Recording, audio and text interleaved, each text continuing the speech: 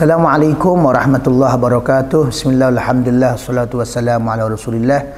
Alhamdulillahirrahmanirrahim. Kita kembali di konten IBG. InsyaAllah kita akan menjawab pertanyaan yang masuk kepada kami. Izin bertanya Gus, apakah jika kita berangkat ke masjid lalu kemudian sarung saya terkena cipratan genangan air hujan, apakah hal tersebut termasuk najis? Bismillahirrahmanirrahim. Dalam kaidah fikih disebut sebagai nahkumu bidhawahir. Kita menghukumi sesuatu yang tampak di kasat mata. Dalam redaksi yang lain, alaikum bidhawahir, kalian berpegang pada hukum-hukum yang dohir.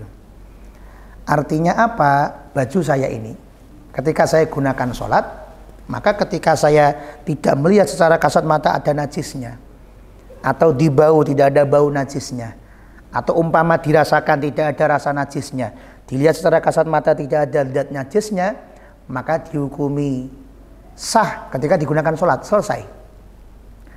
Perkara apabila ini saya lihat dengan mikroskop yang bisa zoom sampai 10 kali, 100 kali, 1000 kali, ternyata di situ ditemukan ada butiran-butiran najis yang tidak kasat mata, maka hukumnya tetap dihukumi suci. Karena yang dihukumi bukan dengan menggunakan alat, dengan menggunakan pembesar, bukan. Tapi yang dihukumi adalah tampak dohir oleh panca indera kita, oleh mata kita, oleh hidung kita, oleh mulut kita, lidah kita, dan lain sebagainya.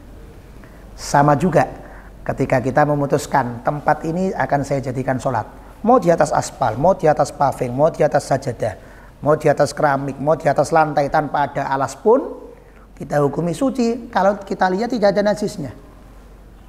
Dan kekhususan umat baginda Muhammad sallallahu alaihi wasallam adalah semua tempat di muka bumi ini dijadikan oleh Allah sebagai musalla, dijadikan sebagai tempat yang diizinkan untuk dipakai sholat. Artinya apa? Hukum asalnya adalah suci.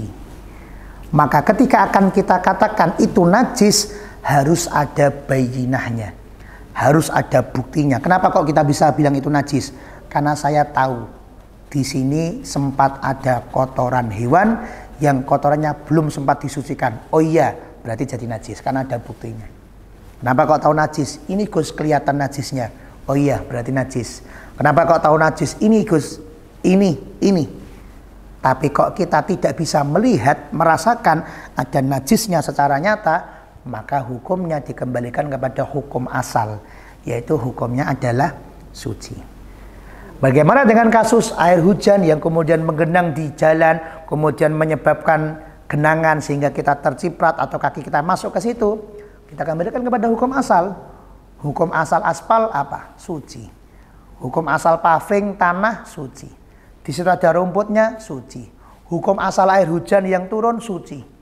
Maka ketika air hujan ini turun ke jalan raya kemudian sampai mengenang, hukumnya suci.